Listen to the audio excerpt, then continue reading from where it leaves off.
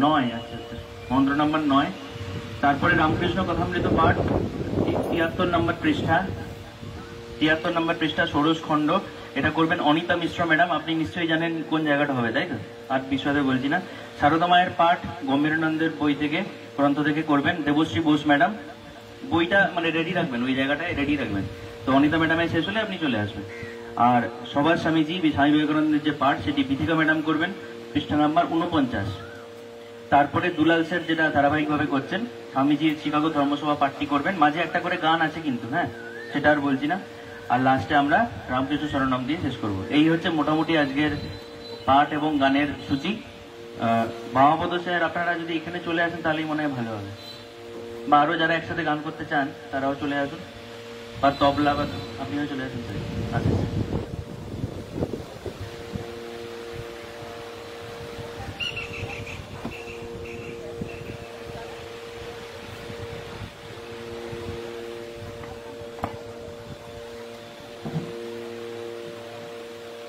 থাকবে কি? অনলাইনে যারা আছেন তারা শুনতে পাচ্ছেন পরিষ্কার? হ্যাঁ, শোনা যাচ্ছে। আমরা তাহলে মেডিটেশন শুরু করবো, আপনারা মিউটে রাখবেন।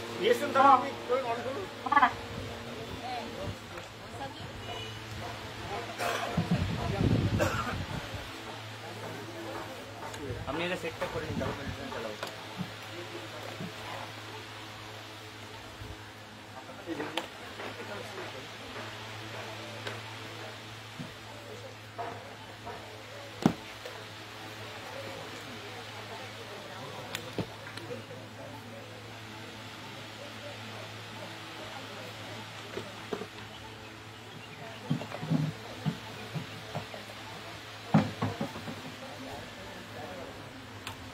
আর লাগবে না, এটাই সেট করে দিতে মাইকটা। আমরা শুরু করছি তাহলে মেডিটেশন। সবাই একটু বসে যান, থিতু হয়ে বসে যান, একটু নড়াচড়া করবেন না বিশেষ।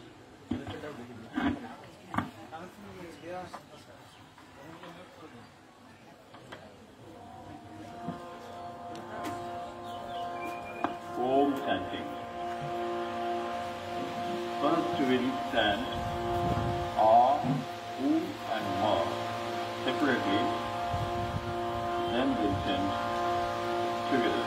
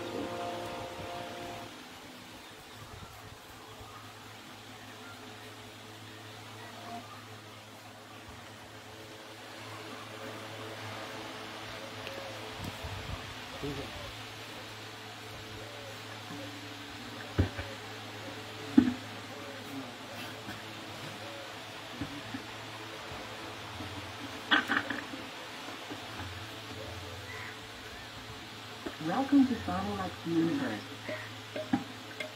The Bluetooth device is ready to pair. Bluetooth device is connected successfully.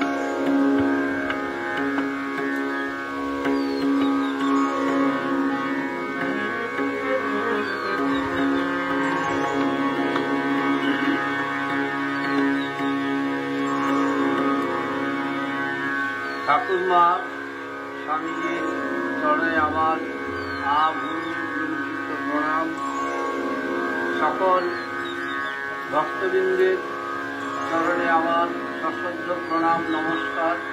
ভালোবাসা। ঠাকুরের গান দিয়ে আরম্ভ করব আজকের অনুষ্ঠান।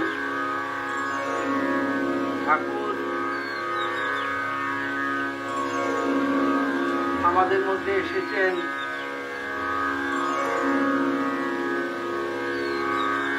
রাম রূপে, কৃষ্ণ রূপে, একভাবে এসেছেন।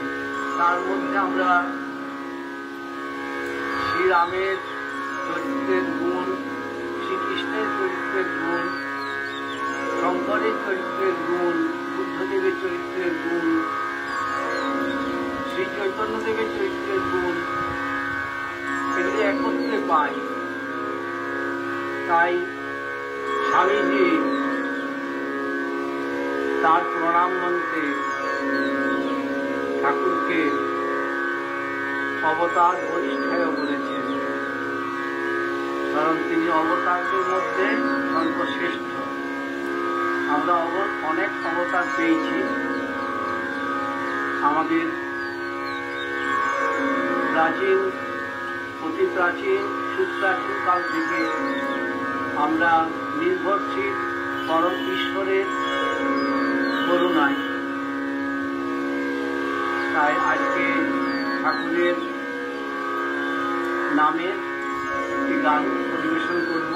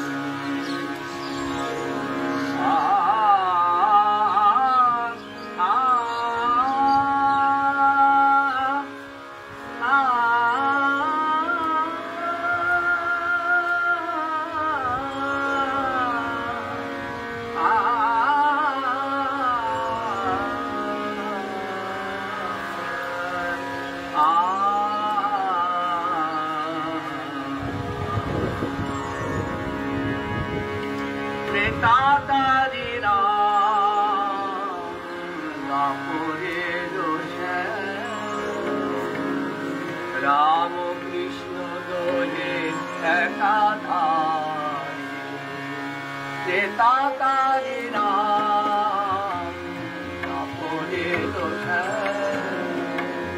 রাম কৃষ্ণ দোহে একাধারে, গৌতমের প্রাণ শঙ্করের জ্ঞান। গৌতমের প্রাণ শঙ্করের জ্ঞান, নয়ে অবতীর্ণ ধরা পড়ে, নয়ে অবতীর্ণ ধরা পড়ে। ত্রেতাকারে রাম চাপরের কৃষ্ণ দোহে একাধারে।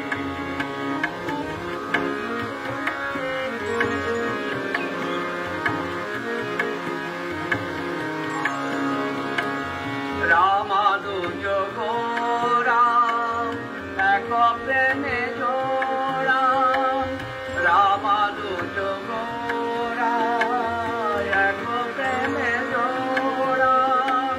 কবির নানক এক ডোরে,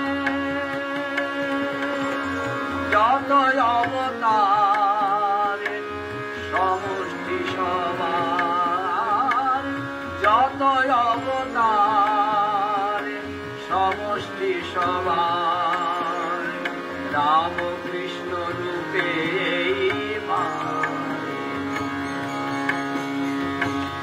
রাম কৃষ্ণ রূপে বারে। ত্রেতাকারে রাম কাপড়ে দোষে, রাম কৃষ্ণ দোহে একাধারে।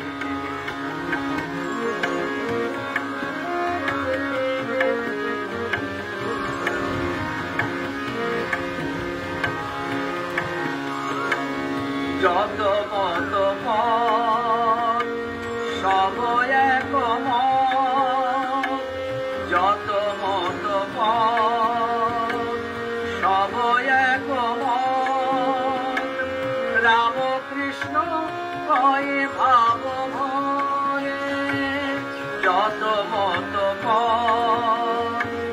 সব এক রাম কৃষ্ণ কয়ে ভাব ভরে ইষ্ট আপনার ইষ্ট সবার ইষ্ট আপনার ইষ্ট সবাকার ভিন্ন রূপে ভক্ত এক হে প্রেতাতারি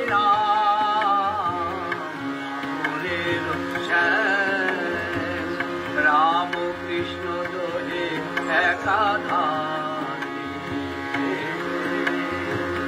রাম কৃষ্ণ দোহে একাধারে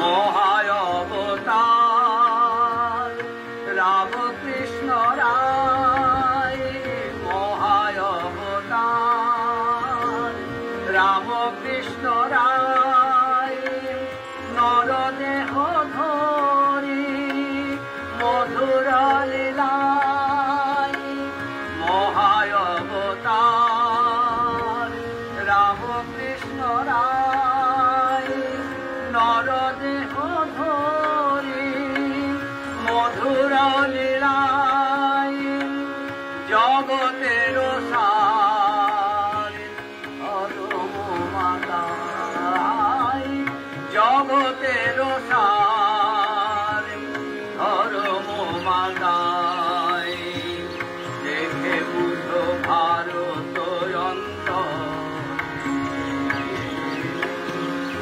দেখো বুঝে ভারত প্রেতাতারি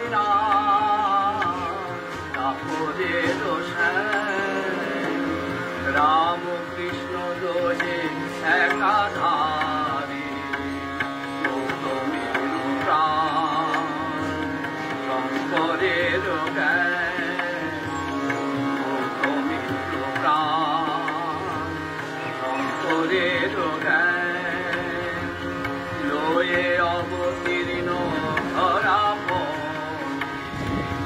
প্রেতাতারি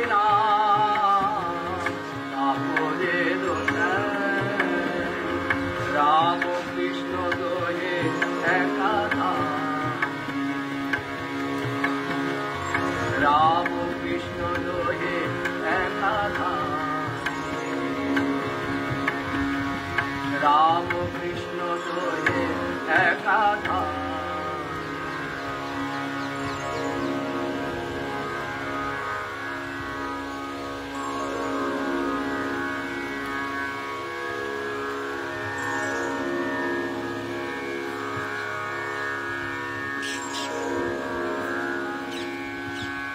ঠাকুর মা এবং স্বামীজিকে প্রণাম জানিয়ে এবং সমস্ত ভক্তমণ্ডলীকে আমার নমস্কার ও প্রণাম জানিয়ে অষ্টাদশ অধ্যায় থেকে 60 নম্বর শ্লোকটি আমি পড়ে শোনাচ্ছি।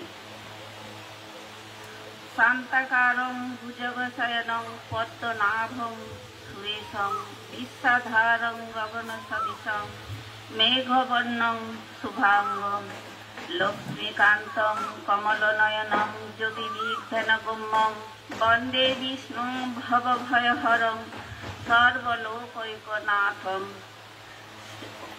ওম শ্রী পরমাত্মনে নমঃ। স্বভাবজেন কুন্তেয় নিবদ্ধস্যেন কর্মণা কর্তুম নেচ্ছসি জন্মোহাৎ পরিশ্বস্য বশৌহপিত। এর মানে হচ্ছে স্বভাব যেন মানে স্বভাবজাত, কুন্তেয় হে কুন্তিপুত্র, নিবদ্ধ মানে বশবর্তী হয়ে, হেন তোমার নিজে, কর্মণা কর্মের দ্বারা, কর্তুম করতে, ন ইচ্ছসি মানে ইচ্ছা করছ না, যৎ যা, মোহাত মোহবশত, করিষ্যসি করবে, অবশ্য মানে অবশ ভাবে, অপি যদিও, তৎ তার। হে কুন্তেয়,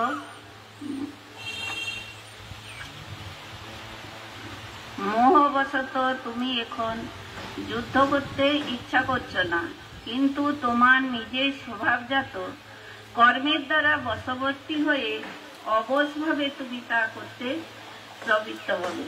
তার মানে এই যে অর্জুন ছিলেন যুদ্ধ বিশারদ এবং তিনি ক্ষত্রিয়ের প্রকৃতি নিয়েই জন্মগ্রহণ করেছিলেন।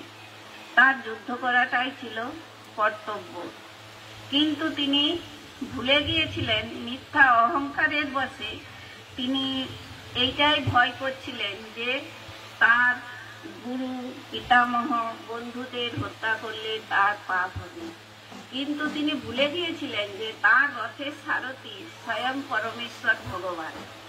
তার জন্য ভগবান তাকে এই কথাটি নির্দেশ করে বলেছেন যে ভগবানের নির্দেশ অনুসারে যদি কেউ কর্ম করতে রাজি না হয় তাহলে সে প্রকৃতির গুণে অবস্থিত, সেই গুণ অনুসারেই কর্ম করতে বাধ্য হবে।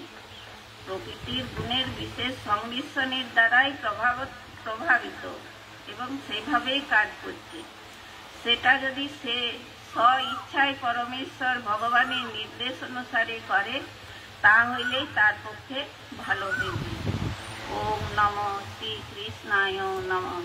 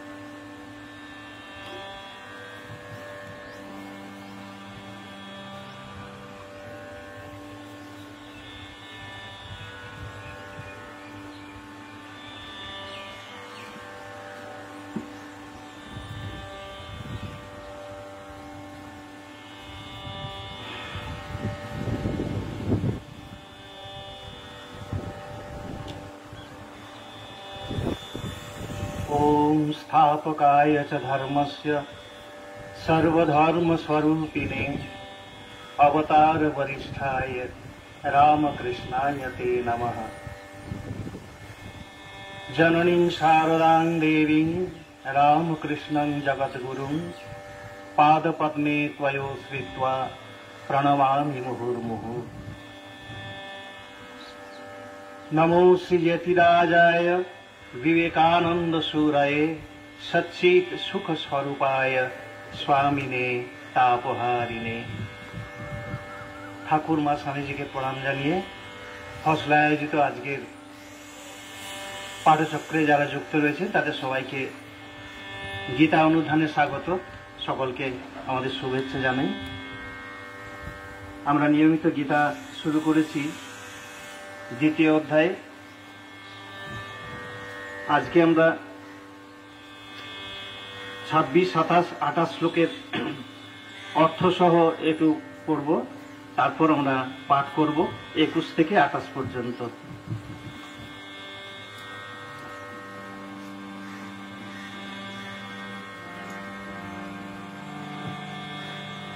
বসুদেব সুতং দেবং কংসচাণূরমর্দনম দেবকী পরমানন্দং কৃষ্ণং বন্দে জগদ্গুরুম। ওম শ্রী পরমাত্মনে নমঃ।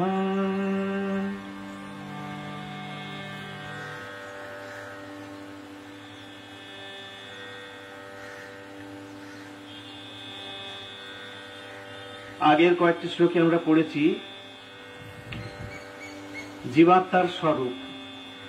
এই আত্মা যা আমাদের শরীরে চৈতন্য স্বরূপ হয়ে হৃদয় গুহায় উপস্থিত রয়ে থেকে আমাদের জীবনকে নিয়ন্ত্রিত করছেন, সেই জীবাত্মাকে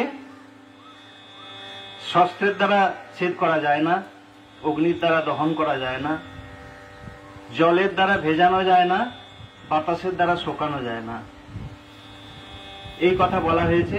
এরপরে অর্জুনকে ভগবান বলছেন অথ চৈনং নিত্যজাতং নিত্যং বা মন্যসে মৃতম তথাপি তং মহাবাহো নৈবং শোচিতুমর্হসি।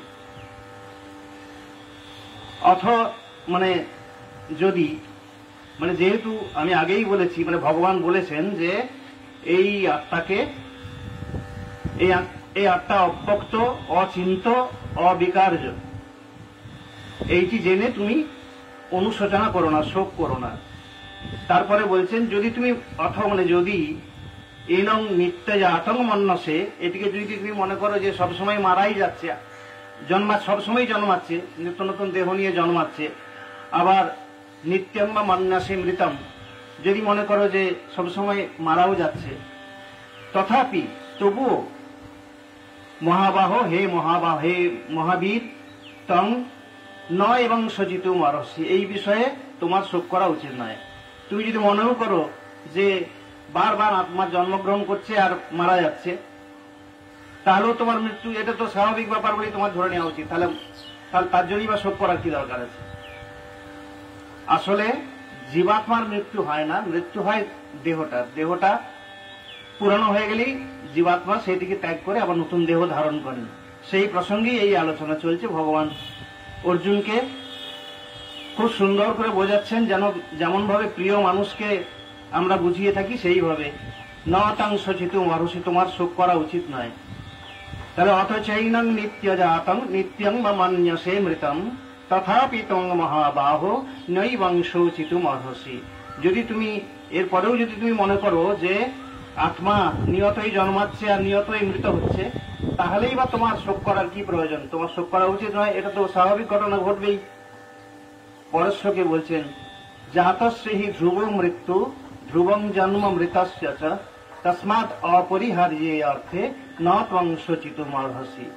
জাতস্যহি ধ্রুব মৃত্যু, যে জন্মেছে, যে জাত হয়েছে তার মৃত্যু নিশ্চিত।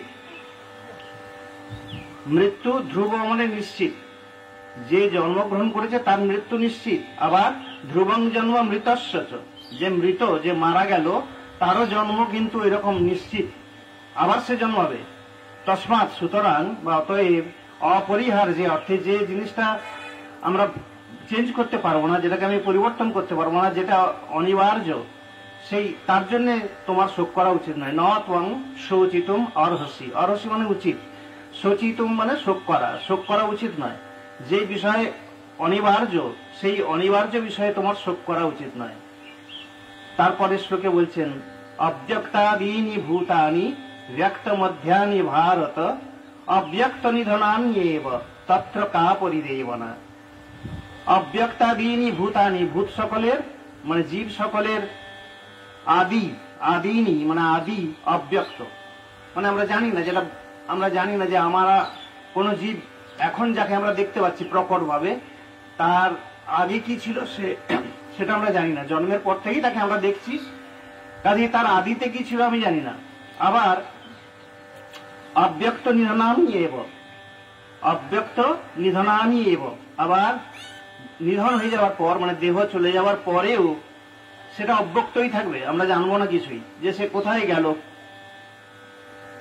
কিন্তু ব্যক্ত মধ্যানি ভারত, মধ্যের অংশটা সেটা কিন্তু হে ভরতবংশীয় অর্জুন সেইটা কিন্তু বক্ত আছে, মানে আমরা দেখতে পাচ্ছি যে আগেও কি ছিল জানি না, পরেও কি হবে জানি না, কিন্তু বর্তমানটিকে আমরা দেখতে পাচ্ছি, সেই শরীরটিকে আমরা দেখতে পাচ্ছি।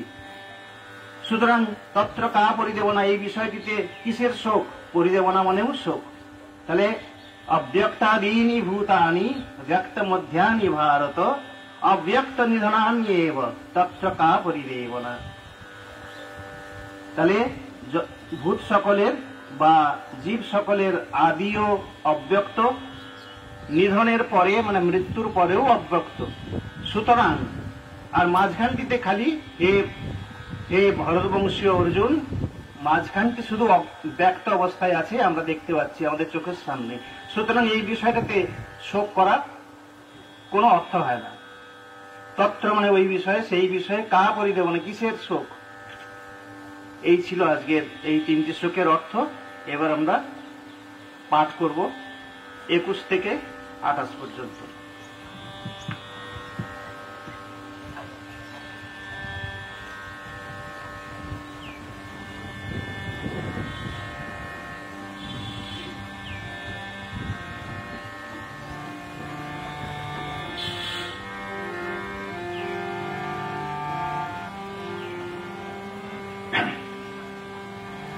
वेदा विनाशिनं नित्यं जये, वेदा विनाशिनं नित्यं जयेनम् अजमव्ययम् कथं स पुरुषः पार्थ कं घातयति हन्तिकम् वाशांसि जीर्णानि यथा विहाय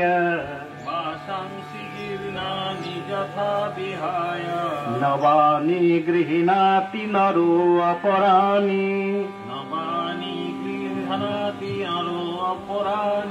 तथा शरीराणि विहाय जीर्णानि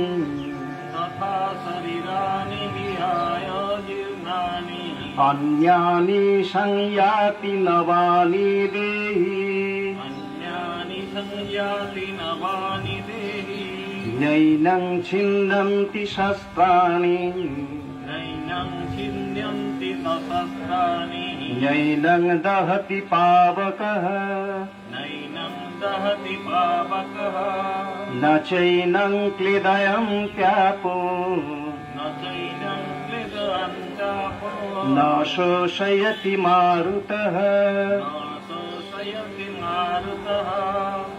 अच्छेद्यो अयम् अदाह्यो अयम् अक्लेद्यो अशोष्य एव च नित्यः सर्वगतस्थाणु अचलो अयं सनातनः अव्यक्तो अयम् अचिन्तो अयम् अविकार्यो अयमुच्यते तस्मादेवं विदित्वैनं नानुशोचितुमर्हसि अथ चैनं नित्यजातं नित्यं वा मन्यसे मृतम् तथापि त्वं महाबाहो नैवं शोचितुमर्हसि जातस्य हि ध्रुवो मृत्युः ध्रुवं जन्ममृतस्य च तस्मादपरिहार्ये अर्थे না ত্বং শোচিতুমর্হসি অব্যক্তাদীনি ভূতানি ব্যক্তমধ্যানি ভারত অব্যক্ত নিধনান্যেব তত্র কা পরিদেবনা ওম নমো ভগবতে বাসুদেবায়।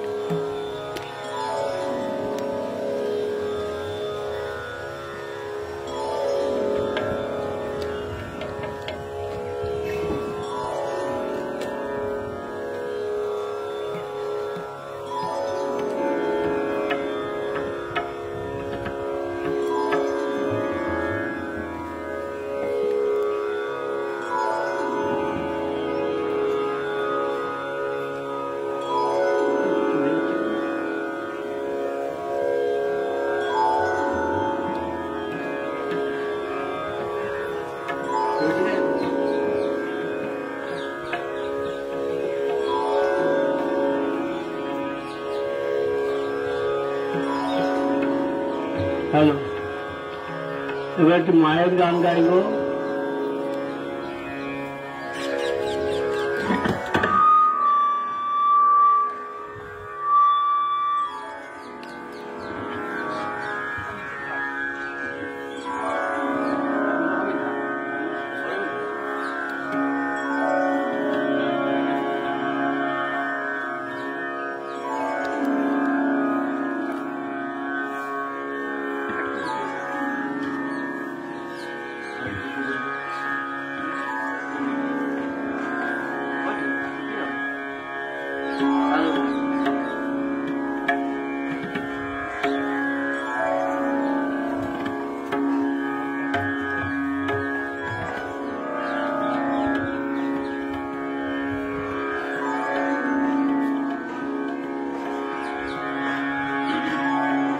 মায়ের গান একটি গাইব। মাকে ঠাকুর কি বলে ডাকতেন? আমরা জানি মাকে ঠাকুর রামলীলার খুঁড়ি বলে ডাকতেন। রামলীলার খুঁড়ি আমরা সাধারণভাবে আমরা আগে দেখেছি। আমার এখনকার দিনের আলাদা কথা, আমরা সব নাম ধরে ডাকে, স্বামী স্ত্রী হয়ে ছেড়ে দেন। আমরা যখন ছোট ছিলাম দেখেছি আমার মা আমার বাবা কিরকম ব্যবহার করছো, আরো আগে তারা আরো অন্যরকম ব্যবহার করছো। আমার বাবা আমার মাকে মায়ার মা বলে ডাকত। আমার বড় দিদির নাম ছিল মায়া, মায়ার মা। এটাই ছিল রীতি তখনকার। ঠাকুর তো নিঃসন্তান ছিলেন, তার 1000 কোটি সন্তান, তাই তিনি নিঃসন্তান। তার ভাইপো ছিল রামলাল, তাই রামলালের খুঁড়ি বলতো। কাকিকে খুঁড়ি বলে, কাকি আমাদের কাকিকে বলা হয় খুঁড়ি, কাকি বা জেঠিকেও খুঁড়ি বলে, খুঁড়ি বলছে। রামলালের খুঁড়ি বলতো, রামলীলো, রামলাল তো বলতো না, রামলীলো বলতো। একটু অপশংসা করেই বলে। এটা আমাদের বাঙালিদের একটা বিশেষ গুণ। মদনকে মদনা, এটা আমরা বলে থাকি একটা অন্যভাবে আছে, সেটা ভালোবাসার টান। তাই রামলীলো বলতো, রামলীলোর খুঁড়ি। আর নরেন ঠাকুরকে কি বলছেন? নরেন কি বলেছিলেন ঠাকুরকে? তার মাকে, মাকে জ্যান্ত দুর্গা বলেছিলেন। নরেন মাকে জ্যান্ত দুর্গা বলেই মানতেন। আর রামচন্দ্র, মায়ের যিনি পিতা রামচন্দ্র, তিনি মাকে স্নেহ করে ডাকতেন সারু মা বলে। মাকে কি বলে ডাকতেন? সারু মা। আর আমরা কি বলে রাখি? আমরা কি বলে রাখি? আমরা জগৎ জননী বলি, সারদামণি বলিনি, ভুল কথা। আমরা জগৎ জননী বলি।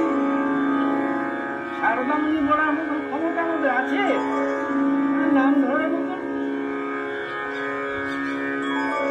তুমি জগদ্ধাত্রী মা গো, তুমি আদ্যা শক্তি জানি, তুমি জগদ্ধাত্রী। মা তো জগদ্ধাত্রীকে দেখা দিয়েছে, মায় আদ্যা শক্তি। নররূপ ধরে মাগো লীলা করো সারদামণি। নররূপ ধরেছ, তুমি লীলা করছো। তারপর আছে রামলালের ছোট খুড়ি মা। রামলাল ছোট খুড়ি বলেই ডাকতো। আর লাটুরাম কি বলে ডাকতো মাকে? কি বলেছিল মাকে? সীতামাই। ওরা একটু পশ্চিমের দিকের লোক ছিল তো লাটুরাম। লাটুরামের বাড়ি ছিল বিহারের ছাবড়ায়। ওখান থেকে রামদত্তর বাড়িতে পিতামাতা চলে যাবার পর অত্যন্ত দরিদ্রের ঘরের একটি ছেলে, অত্যন্ত দরিদ্র ঘরের ছেলে, সে রাম দত্তের বাড়িতে এসে কাজের ছেলে হিসেবে থাকে। একদিন ঠাকুরের কাছে গেলে ঠাকুর চিনতে পেরেছিলেন ব্রহ্ম। তাই যখন মায়ের কাছে পাঠালেন ঠাকুর, মাকে দেখে তিনি বলেছিলেন আমার সীতামাই, লাটুরামের সীতামাই। লাটুরাম মাকে সীতামাই রূপে দেখছেন। মা তো সীতামাই ছিলেন। মায়ের যে কঙ্কনগুলি দেখেছেন, এটি জানেন? এটা ইতিহাস জানেন? কঙ্কনগুলির যে ইতিহাস জানেন আপনারা? একবার ঠাকুর ওই পঞ্চবটিতে যখন রামচন্দ্রের সাধনা করছিলেন, হনুমান সিং, এসব জানেন তো? তখন মা সীতা দর্শন দিয়েছিলেন, তার হাতে দুটি কঙ্কন ছিল। ঠিক ওই রকম কঙ্কন একটি বানিয়ে দিতে বলেছিল আমাদের ভাগনা, কি নাম, হৃদয়কে, যে ঠিক এইরকম কঙ্কনটি বানিয়ে আনবি। মা ওই কঙ্কনটি সারা জীবন করে থাকতেন। ঠাকুরের দেহ রক্ষার পরে যিনি মা যখন সেই কঙ্কন খুলতে গেলেন, ঠাকুর প্রকট হয়ে বলেছিলেন তুমি খোলো না, তোমার সারা জীবন। আর তাই সীতামা। আর রাখাল, শরৎ, শশী, বলরাম, তারক, যোগেন, এরা কি বলে মানে? মাকে ত্রিজগময়ী, ত্রিজগতের ধাত্রী মাতা। আর মায়ের কি গুণ ছিল? মায়ের গুণ ছিল অত্যন্ত লজ্জাশীলা। মাকে তিরিং আমাদের মতো ভুলে বলবো, আমাদের এখনকার মেয়েদের মতো। মা ছিল খুব লজ্জাশীলা, চির লজ্জাশীলা, অবগুণ্ঠিতা। মাথায় কাপড় দিয়ে কেউ এলে কারোর মাধ্যমে কথা বলতেন, নিজের সংসার কথা বলার নিয়ম থাকেন না। রইলে মাগো তুল্যক মাতা, তাই বলছে চির লজ্জাশীলা, অবগুণ্ঠিতা, রইলে মাগো তুল্যক মাতা।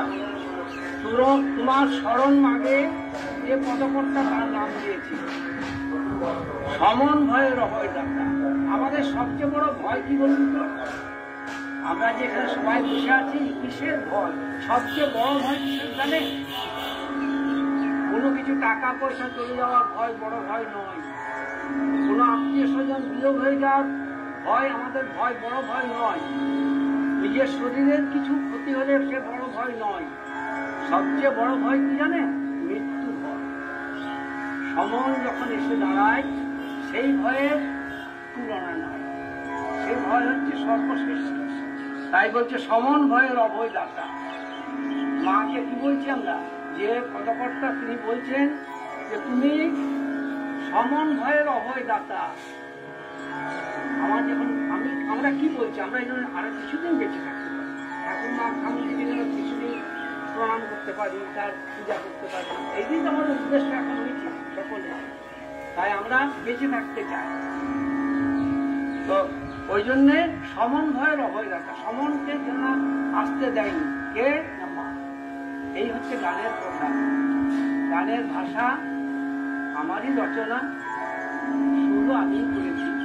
মায়ের পায়ে অঞ্জলি দেব আপনাদের মাধ্যমে, মায়ের কাছে পৌঁছাবে আশা করছি। আমার সঙ্গে আসিস।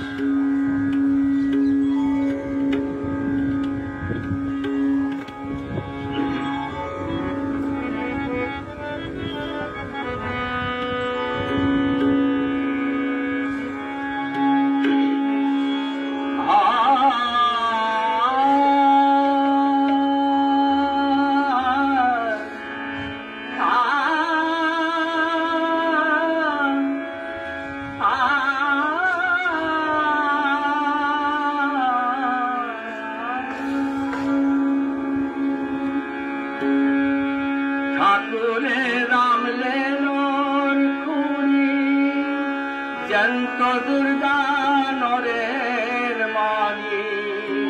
ঠাকুরে রাম লেলোর খুড়ি জয়ন্ত দুর্গা নরের মানি। ঠাকুরে রাম লেলো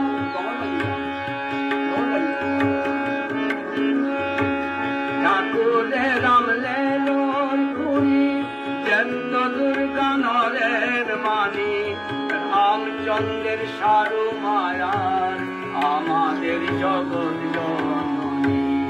রামচন্দ্রের সারু মায়ার আমাদের জগৎ জননী। ঠাকুরে রাম লেলোর খুড়ি জয়ন্ত দুর্গা নরের মানি। ঠাকুরে রাম লেলোর খুড়ি জয়ন্ত দুর্গা নরের মানি। রামচন্দ্রের সারু মায়ার আমাদের জগৎ জননী। রামচন্দ্রের সারু মায়ার আমাদের জগৎ জননী।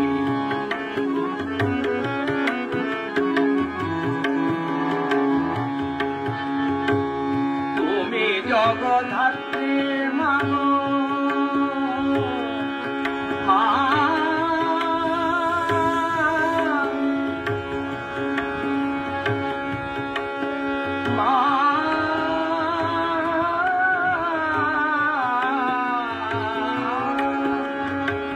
তুমি জগদ্ধাত্রী মাগো, তুমি আদ্যা শক্তি জানি। তুমি জগদ্ধাত্রী মাগো, তুমি আদ্যা শক্তি জানি। নর রূপ ধরে মাগো, নর রূপ ধরে মাগো লীলা করো শারদামণি। নর রূপ ধরে মাগো লীলা করো শারদামণি। ঠাকুরে রাম লেলোর খুড়ি জয়ন্ত দুর্গা নরের মানি। ঠাকুরে রাম লেলোর খুড়ি রামচন্দ্রের সারু মায়ার আমাদের জগৎ জননী। রামচন্দ্রের সারু মায়ার আমাদের জগৎ জননী। ঠাকুরে রাম লেলোর রামলালের ছোট পূর্ণিমা, লাটু রামের সীতামায়ী। রামলালের ছোট পূর্ণিমা, লাটু রামের সীতামায়ী। রাখাল শরৎ শশী বলরাম মা।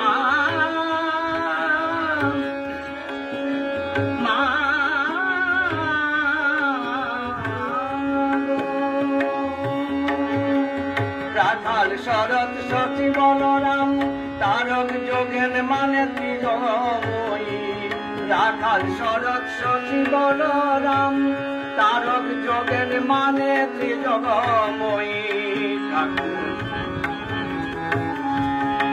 রামচন্দ্রের সারু মায়ার আমাদের জগৎ জননী। রামচন্দ্রের সারু মায়ার আমাদের জগৎ জননী।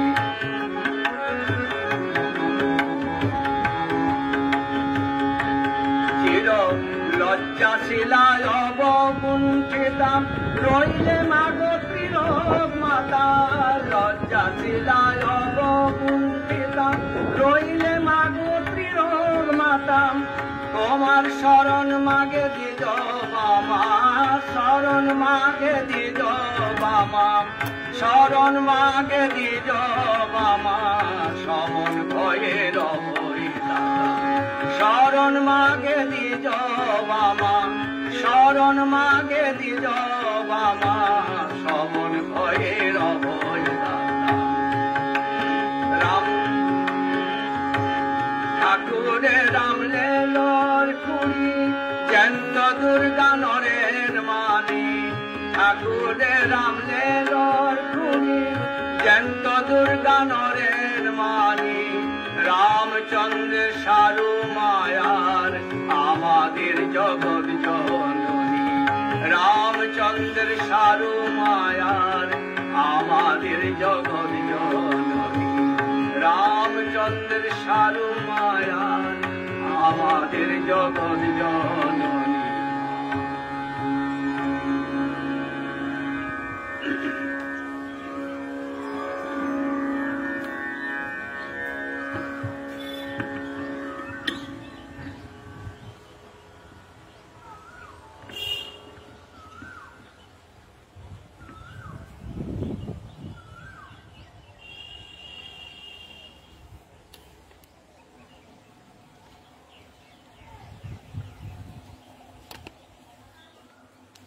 নমস্কার। ষষ্ঠ আয়োজিত এই সাপ্তাহিক পাঠচক্রে আমাদের উপনিষদ পাঠ হচ্ছে ধারাবাহিকভাবে। আমরা এখন কঠোপনিষদ পাঠ করছি। কঠোপনিষদের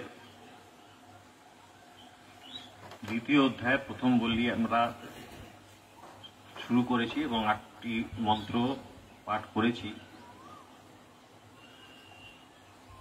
আজকে আমরা 9 নম্বর মন্ত্রটি পাঠ, অনুবাদ এবং ব্যাখ্যা করার চেষ্টা করব।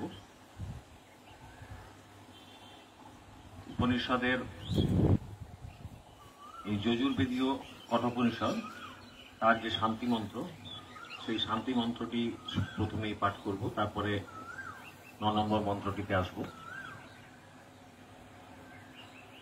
ওম সহনা ভবতু सहनौ भुनक्तु सह वीर्यं करवावहै तेजस्वी नावधीतमस्तु मा विद्विषावहै। ओम शांति शांति शांति। এই অধ্যায়ের শুরু থেকে আমরা যে জীবাত্মা এবং পরমাত্মার যে স্বরূপ, সেই সম্বন্ধে যমরাজ নচিকেতাকে বলছেন এবং সেই পরব্রহ্ম পরমেশ্বরকে লাভ কিভাবে করা যেতে পারে এবং তিনি কোথায় অবস্থান করেন, কিভাবে আরাধনা করলে, সাধনা করলে তাকে পাওয়া সম্ভব হবে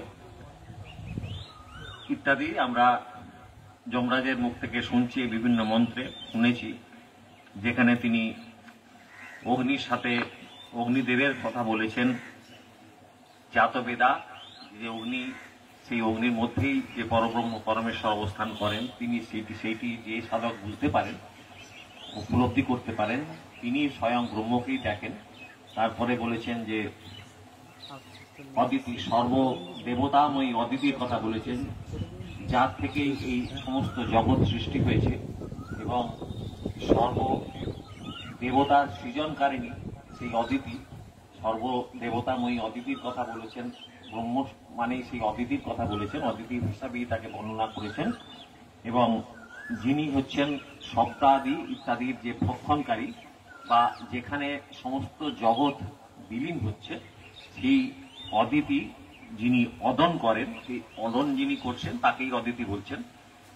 তো তিনিই হচ্ছেন পরব্রহ্ম পরমেশ্বর। তার কথাই আমরা আগের মন্ত্রটিতে পড়েছিলাম এবং তার পরের যে মন্ত্র 8 নম্বর মন্ত্রটিতে বলা হয়েছে যে অরণ্যের নিহিত জাত বেদা গর্ভ ইব সুবৃত গর্ভিণী দিবে দিব ইড্য জাগরিবদ্ধি হবিষ্মদ্ভি মনুষ্য ভীরগ্নি এতৎবৈ তৎ।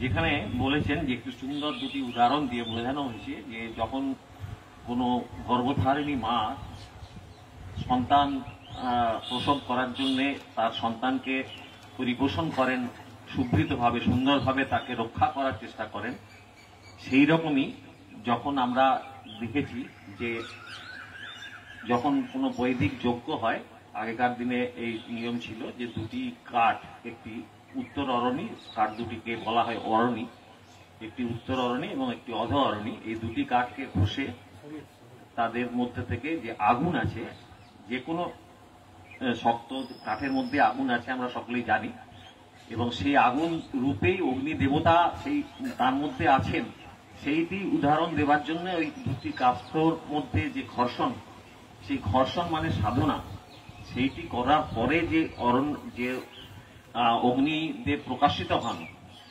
সেইটি উদাহরণস্বরূপ এখানে বলা হয়েছে। সেই অগ্নি দেবতাকে যিনি দর্শন করতে পারেন, যিনি উপলব্ধি করতে পারেন, যে সাধক তিনি ব্রহ্মকেই উপলব্ধি করতে পারেন, সেই কথাই এর আগের মন্ত্রটিতে বলা হয়েছে। এবং মানুষ যারা তার স্তব এবং সমাদর করেন, সমস্ত যজ্ঞ সামগ্রীর প্রয়োজনীয় বস্তু জানেন তিনি অগ্নিদেবতার যে সর্বজ্ঞ অগ্নিদেবতার যে পরমেশ্বরেরই প্রতীক এই অগ্নিদেবতা, সেটি যিনি জানেন, এটির কথাই তুমি জানতে চেয়েছো নচিকেতাকে, যমরাজ এই কথাই বলছেন। আজ আমরা 9 নম্বর মন্ত্রটি পাঠ করব। যতশ্চ দেহেতি সূর্য অস্তং যত্র চ গচ্ছতি তম দেবা সর্বে অর্পিতাস্তদু নাস্তেতি কশ্চন এতদ্বৈ তত। যতশ্চ দেতি, যত, উদেতি, বিসর্গটা উঠে গিয়ে চ হয়েছে, যত চ উদেতি, চ মানে এবং, সূর্য অস্তং যত্র চ গচ্ছতি তম দেবা সর্বে অর্পিতাস্তদু নাস্তেতি কশ্চন এতদ্বৈ তত। বলছেন এখানে যে যত মানে যেখানে, যেখানে মানে যেখান থেকে, যেখান থেকে মানে কোথা থেকে, যে সেই প্রাণাত্মক হিরণ্যগর্ভ, আমরা আগে বলেছিলাম আগের এতে যে যিনি জল আদি যে পঞ্চভূত তারও আগে যার উৎপন্ন, যখন ব্রহ্ম পরমেশ্বর পরব্রহ্ম ইচ্ছা করবেন, যিনি এক থেকে বহু হবেন, তিনি জগৎ সৃষ্টি করবেন, তখন তার সৃষ্টি রূপে প্রথম সৃষ্টি হয়েছিল হিরণ্যগর্ভ বা ব্রহ্মা। সেই ব্রহ্মা বা ঈশ্বর তার থেকেই যে জাত সেই প্রাণাত্মক হিরণ্যগর্ভ, সেইখানের কথাই এখানে বলছেন, যেখান থেকে উদ্ভূত হয়েছে বা উদিত হচ্ছেন সূর্যদেব। সূর্যদেব মানে শুধু সূর্যদেবের কথাই এখানে বলছেন তা নয়, সমস্ত প্রপঞ্চর কথা এখানে বলছেন। সূর্য ইত্যাদি বা পুরো প্রপঞ্চ যে পঞ্চভূত আছে, যে সমস্ত কিছুর যে উৎপত্তি, সেই সূর্যদেবের কথাই বলছেন। সূর্যদেব সেখানে উদিত হন কোথায়? চ এবং যাত্র মানে যেখানে, অস্তম চ গচ্ছতি, অস্তগমনও করেন, মানে সূর্যদেবের যে উদয় এবং যেখান থেকে তিনি উদয় হন এবং আবার যেখানে তিনি ফিরে যান, সেই দেবতারাও যাকে, যে সমস্ত দেবতার কথা বলা হচ্ছে, দেবতা মানে দেব এবং ইন্দ্রিয় সমস্ত কিছু মিলিয়ে দেবতা, সেই দেবতারা যাতে প্রশমিত হন বা সমর্পিত হন, সমাশ্রিত হন, সেই তার কথাই বলছেন এখানে। তৎ উ সর্বদেবতা তাম অর্পিতা, তাতে সমর্পিত সেই সূর্যদেব যেখান থেকে উদয় হন, সেই ব্রহ্মর কথাই বলছেন এখানে। তিনিই ব্রহ্ম। তৎ উ, তাকে, সেই পরমেশ্বর পরব্রহ্মকে কাশ্চন, কেউ না অত্যতি, তাকে কেউ অতিক্রম করতে পারে না। তিনি সমস্ত অতিক্রমণীয়, অনতিক্রমণীয়, তাকে বাদ হওয়ার ক্ষমতা কারণে। এর আগের মন্ত্রে আমরা পড়েছিলাম সা পরাগতি, সা কাষ্ঠা সা গতি, তিনি অসীম এবং তার সেখানেই সমস্ত কিছু শেষ হচ্ছে। এখানেও সেই কথাই বলছে, সমস্ত দেবতাদের তারাও সেখানে সমর্পিত হচ্ছে, তারাও সেখানে গিয়ে তাদেরও কথাও শেষ হয়ে যাচ্ছে সেই পরমেশ্বর পরব্রহ্মের কাছে, এবং সে তাকে কেউ অতিক্রম করতে পারে না, তিনি অনতিক্রমণীয়। এরতাৎ বৈতাৎ, তুমি যার বিষয়ে কথা বলছো, প্রশ্ন করেছো, যার সম্বন্ধে তুমি জানতে চেয়েছিলে, নচিকেতাকে বলছেন যে যার সম্বন্ধে তুমি জানতে চেয়েছিলে সেই পরব্রহ্ম পরমেশ্বর হচ্ছেন এতদ্বৈ তত, ইনি সেই পরব্রহ্ম পরমেশ্বর। নানাভাবে এই মন্ত্রগুলি দিয়ে পরমেশ্বর পরব্রহ্ম সম্বন্ধে আমাদের একটা ধারণা দেওয়ার চেষ্টা করেছে এই উপনিষদ, এবং সেই উপনিষদের থেকে আমরা পরব্রহ্ম সম্বন্ধে ধারণাটা কিছুটা হলেও করতে পারছি যমরাজ এবং নচিকেতার কথোপকথনের মধ্যে দিয়ে এবং কিছু আখ্যায়িকার মাধ্যমে। এইখানে সেই কথাই বলছেন যে ইনি সেই পরব্রহ্ম পরমেশ্বর, ইনি এতদ্বৈ তৎ। এখানে যে ব্যাখ্যাটা হলো যে পরমেশ্বরের থেকে সূর্যদেব পূর্বাকাশে উদিত হন এবং পশ্চিম আকাশে যার মধ্যে অস্তমিত হন, যার মহিমায় সূর্যদেবের উদয় এবং অস্ত নিয়মিতভাবে সঞ্চালিত হয়, যার মহিমায় সূর্য নিজের থেকে উঠতে পারেন না, সূর্যকেও উদয় হওয়ার মতো একটি ক্ষমতা দেওয়া আছে, সেই ক্ষমতা প্রদান করেছেন কে? তিনি পরম ব্রহ্ম পরমেশ্বর। সূর্যদেবও তার কৃপা ছাড়া উদয় হতেও পারেন না, অস্তমিত হতেও পারেন না, তিনি পরমেশ্বর। এবং সেই পরব্রহ্মেই সকল দেবতার স্থিতি এবং আশ্রয়, সেখানেই পরম দেবতারাগণেরও আশ্রয়, সেটাই শেষ আশ্রয় হল সেই পরব্রহ্ম পরমেশ্বর দেবতাদেরও। দেব এবং ইন্দ্রিয় মিলিয়ে দেবতা। এমন কেউ নেই যে সর্বাত্মক, সর্বময়, সকলের আদি অন্তের আশ্রয়স্থল, সেই পরমেশ্বরের মহিমা এবং বিধানকে লঙ্ঘন করতে পারে। তিনি সব এবং তার বাইরে কেউ নেই, তাকে অতিক্রম করার ক্ষমতা কারো নেই।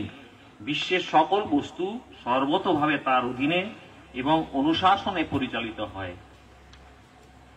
কারো পক্ষে তার মহিমার সীমা পাওয়া সম্ভব নয়। তিনি অসীম, অনন্ত, অনাদি, তার সীমা পাওয়া যায় না। ওই সর্বশক্তিমান, সর্বাশ্রয়, অসীম পরব্রহ্ম পুরুষোত্তমই তোমার জিজ্ঞাস্য ব্রহ্ম। তুমি যে ব্রহ্মের কথা জিজ্ঞাসা করছিলে, যার কথা জানতে চেয়েছিলে, তিনি হচ্ছেন এই পরম ব্রহ্ম পরমেশ্বর। নমস্কার।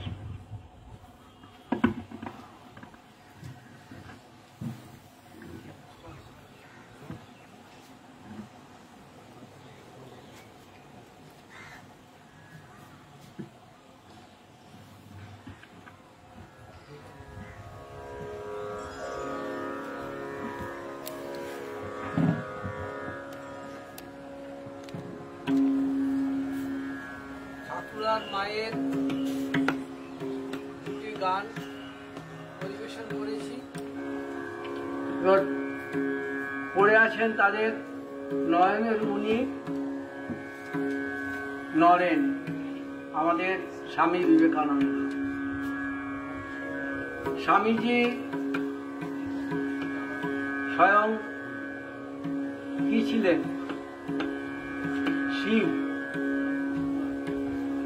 ঠাকুর তো তাকে বলেইছিলেন যে তুই যখন তোর স্বরূপ জানতে পারবি তখন আর এখানে থাকবি না। তাই যখন অমরনাথ থেকে ফিরে এলেন, যখন তার স্বরূপ বুঝতে পারলেন, তারপরই স্বামীজি দেহ রেখেছিলেন। আর স্বামীজির যে স্বভাব, প্রত্যেক মানুষের, প্রত্যেক দেবতার আলাদা আলাদা স্বভাব। উনিও তো দেবতা, উনিও তো মানুষ রূপে এসেছেন, তারও স্বভাব অন্যরকম ছিল। কি স্বভাব ছিল তার মধ্যে আমরা মহাদেব শঙ্করের যে স্বভাবিত যে গুণগুলি, সেগুলি ছিল তার মধ্যে। আর ছিল শঙ্করের জ্ঞান। শঙ্কর মানে শঙ্করাচার্য। শঙ্করাচার্যের জ্ঞানের কাছে সবাই পরাস্ত হয়েছে। স্বামীজি সবসময় দুটি বই কাছে রাখতেন তার ঝোলার মধ্যে। একটি শ্রীমদ্ ভাগবত গীতা আর একটি শঙ্করের ভাষ্য। স্বামীজি আমাদেরকে অনেকভাবে পথ দেখিয়েছে। জীবন কিভাবে গড়ে তুলতে হয়, কথাবার্তা কিভাবে বলতে হয়, কোন মানুষের সামনে কিভাবে আচার ব্যবহার করতে হয়, তিনি শিখিয়ে গেছেন। দেশের প্রতি কি কর্তব্য, পিতামাতার প্রতি কি কর্তব্য, শিশুদের প্রতি কি কর্তব্য, পশু পাখির বিষয়ে কি কর্তব্য, তিনি কি বলেছেন, তার ভাষাটা কি, তার উক্তিটা কি ছিল, জীবে প্রেম করে যে জন সেই জন সেবিছে ঈশ্বর। তাই তিনি সর্বজীবে প্রেম বিতরণ করেছেন। প্রেম মানে কি এখনকার ছেলে মেয়েদের মতন প্রেম তা নয়। প্রেম মানে ভালোবাসা, সমস্ত কিছু উজাড় করে দেওয়া। একটা পাখিকেও তিনি যখন বেলুড়ে থাকতেন শেষের দিকে, একটা কুকুর ছিল, তার একটা ছাগল ছিল, একটা কুকুর ছিল, আমরা জানি। কুকুরটার নাম ছিল বাঘা। তাকে খুব ভালোবাসতেন। এটা কিসের জন্য জানেন? ওই যে জীবে প্রেম। অনেক কুকুরকে তো তুমি কুকুর চড়াতে তো পারবেননি, কুকুর চড়ানো কি স্বভাব? একটা কুকুরকে নিয়ে খেলা করত, তার মধ্যে দিত কিছু জ্ঞান। তো এই স্বামীজি সঙ্গীত রচনা করেছে 5টি, খুব কম সংখ্যক। আমি যেমন করেছি বেশ কিছু, সংখ্যাটা বলবো না। ধ্রুপদ, ধামার, খেয়াল, ঠুংরি, ভুল বললাম, ঠুংরি না, ধ্রুপদ, ধামার, খেয়াল, মায়ের গান, ঠাকুরের গান, আমার সঙ্গীত, এসব গান রচনা করি, প্রচুর করেছি। যাই হোক, স্বামীজি 5টি রচনা করেছিলেন, যার 5টি গান রচনা, তার মধ্যে 2টি ধ্রুপদ অঙ্গের গান, 2টি খেয়াল অঙ্গের গান, আর 1টি ভজন। যার ভালো, যেটা ভালো সে একটু হলেও ভালো, আর যার খারাপ তার অনেক খারাপ হলেও কিছু সমাজের ক্ষতি হয়। তাই স্বামীজি যে 5টি গান রচনা করেছিলেন, 5টি গানই আমাদের সঙ্গীত জগৎকে আলোড়ন সৃষ্টি করেছে। তার রচিত গান কি বামপদ চক্রবর্তীর রচিত গান না অন্যান্য কাজ? হাজার কোটি লোক প্রতিনিয়ত যাকে প্রণাম নিবেদন করছেন, তার মস্তিষ্ক প্রসূত যে গান সৃষ্টি হবে সেটা তো ভালো হবেই। ঠাকুর তো বলেছিলেন, বিবেকানন্দ নরেন্দ্রকে কি বলেছিলেন ঠাকুর?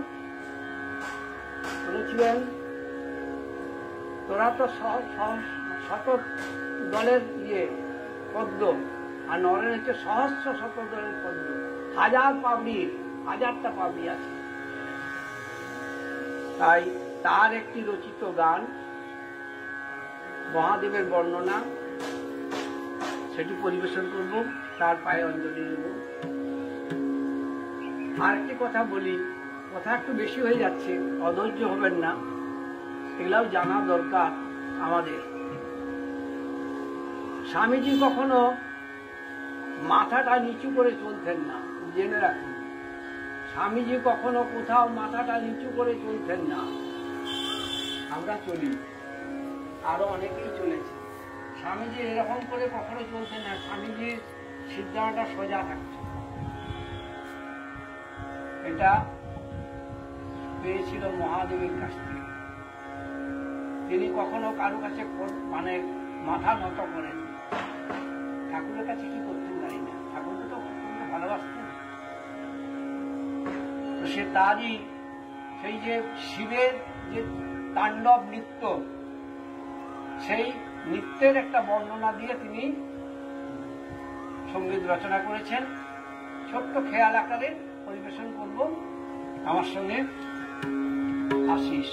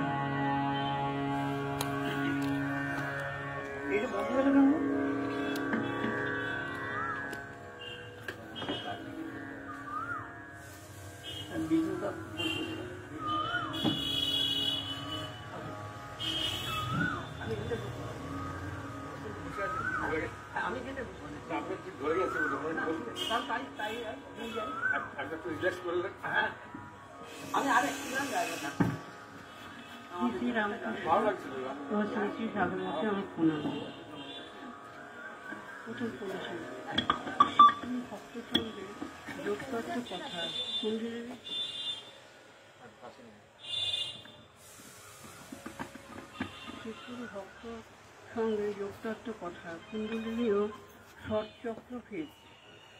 ঠাকুর শ্রী রামকৃষ্ণ দক্ষিণেশ্বরের মন্দিরে মধ্যাহ্নে সেবা করার ভক্ত সঙ্গে বলিয়া বসিয়া আছেন। বেলা 2টা হইবে। শিবপুর হইতে বাউলের দল ও ভবানীপুর হইতে ভক্তরা আসিয়াছেন। শ্রীযুক্ত রাখাল লাট্টু হরিশ আজকাল সর্বদাই থাকেন। ঘরে বলরাম মাস্টারও আছেন।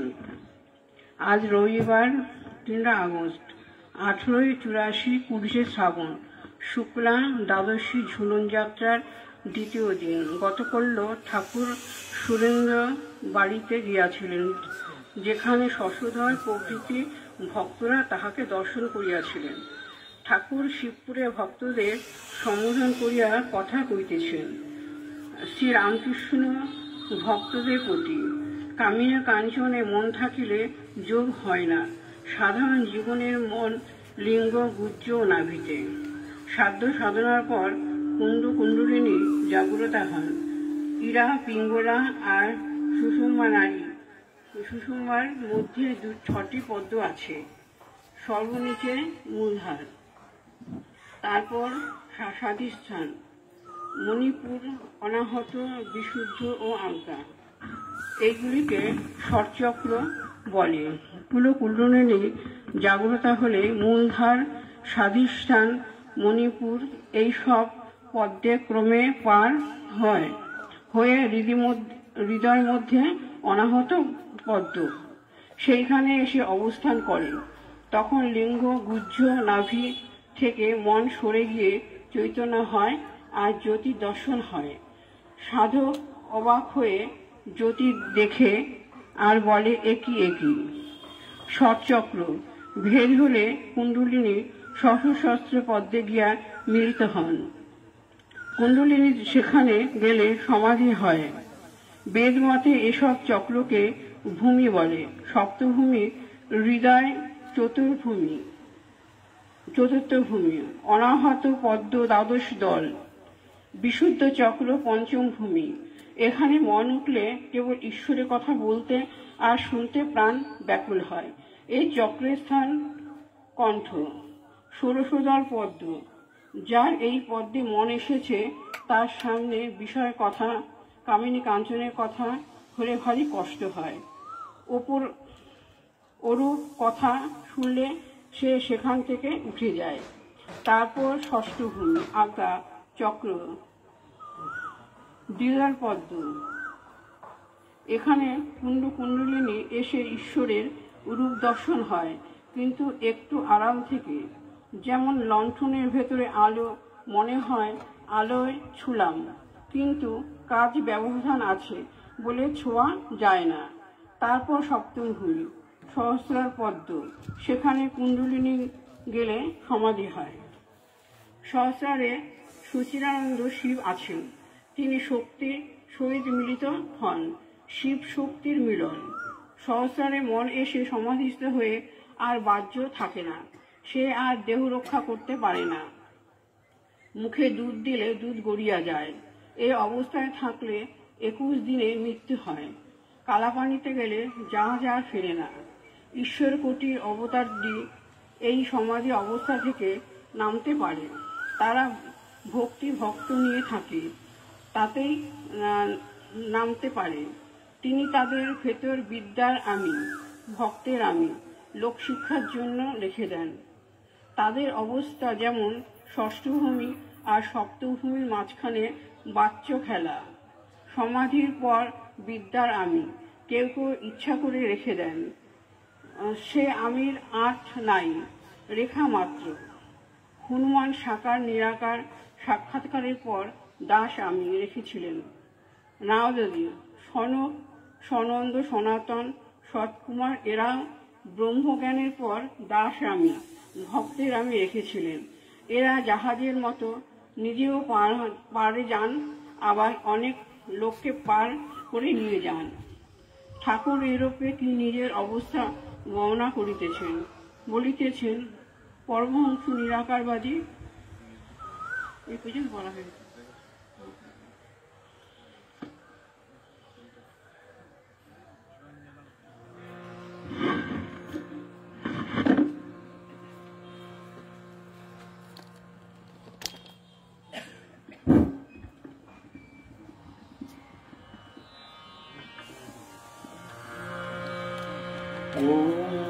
स्थापकाय च धर्मस्य सर्वधर्मस्वरूपिणे अवतार वरिष्ठाय रामकृष्णाय ते नमः। यथाग्ने दाहिका शक्ति रामकृष्णे स्थिता हि या सर्वविद्या स्वरूपान्ता শারদাং প্রণমাম্যহम्। ওম নমঃ শ্রী জ্যোতিরাজায় বিবেকানন্দ সুরয়ে সচ্চিৎ সুখ স্বরূপায় স্বামিনে তাপহারিণে। উপস্থিত ভক্তমণ্ডলীকে আমার নমস্কার, সশ্রদ্ধা এবং প্রণাম রইল। আমি ঠাকুরের এবং মায়ের উদ্দেশ্যে একটি গান, যে গানটি লিখেছেন শ্রীমৎ স্বামী সর্বজ্ঞানন্দ মহারাজ। কথা এবং সুর দুটি ওনার।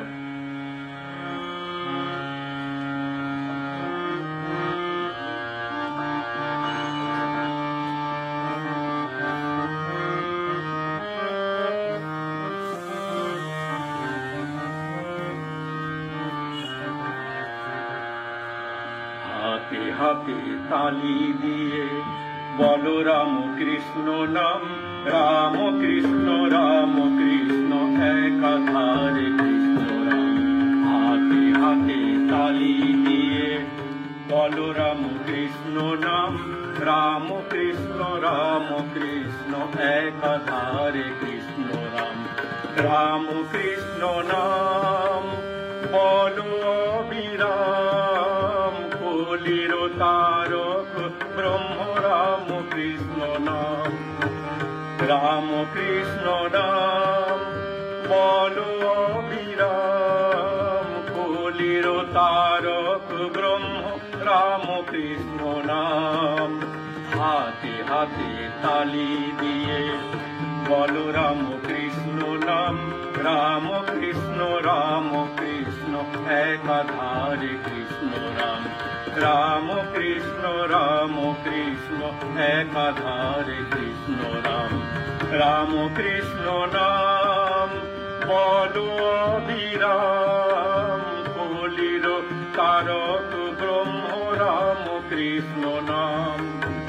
রাম কৃষ্ণ নাম বলো অবিরাম, কলির তারক ব্রহ্ম রাম কৃষ্ণ নাম।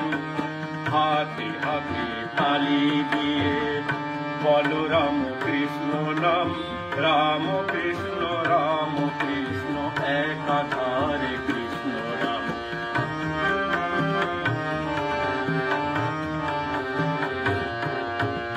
এ যুগেতে সারদারাম কৃষ্ণ নামের ভেলা, পারে যেতে চাষবে যদি করতোরা এই বেলা। এ যুগেতে সারদারাম কৃষ্ণ নামের ভেলা, পারে যেতে চাষবে যদি করতোরা এই বেলা। যুগেতে সারদারাম কৃষ্ণ মধুর নাম, এ যুগেতে সারদারাম কৃষ্ণ মধুর নাম। যুগের হাওয়া লাগিয়ে পালে, যুগের হাওয়া লাগিয়ে পালে হরি গুণ গান বলো রাম কৃষ্ণ নাম, বলো রাম কৃষ্ণ নাম। হাতে হাতে তালি দিয়ে বলো রাম কৃষ্ণ নাম, রাম কৃষ্ণ রাম কৃষ্ণ একাধারে কৃষ্ণ রাম। রাম কৃষ্ণ রাম কৃষ্ণ একাধারে কৃষ্ণ রাম।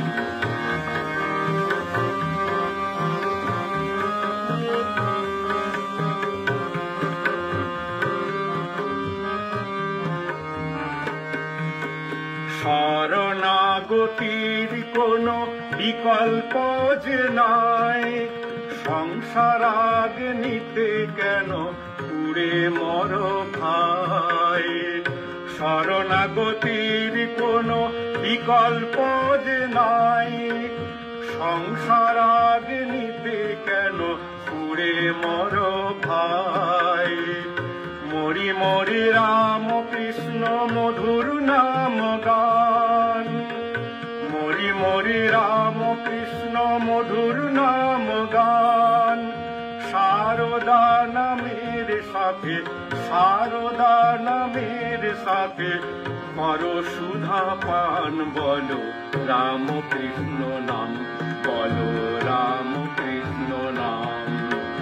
হাতে হাতে তালি দিয়ে বলো রাম কৃষ্ণ নাম, রাম কৃষ্ণ একাধারে কৃষ্ণ রাম।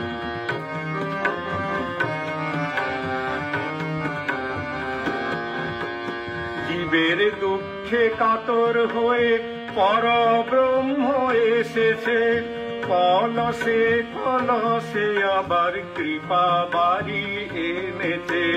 জীবের দুঃখে কাতর হয়ে পরব্রহ্ম এসেছে, কলসে কলসে আবার কৃপা বাড়ি এনেছে। আই তোরা ওরে করি আত্মনিবেদন, আই তোরা ওরে করি আত্মনিবেদন। জীবনে মরণে রাখি, জীবনে মরণে রাখি যুগল চরণ। জীবনে মরণে রাখি অভয় চরণ, বলো রাম কৃষ্ণ নাম, বলো রাম কৃষ্ণ নাম। হাতে হাতে তালি দিয়ে বলো রাম কৃষ্ণ নাম, রাম কৃষ্ণ একাধারে কৃষ্ণ রাম। রাম কৃষ্ণ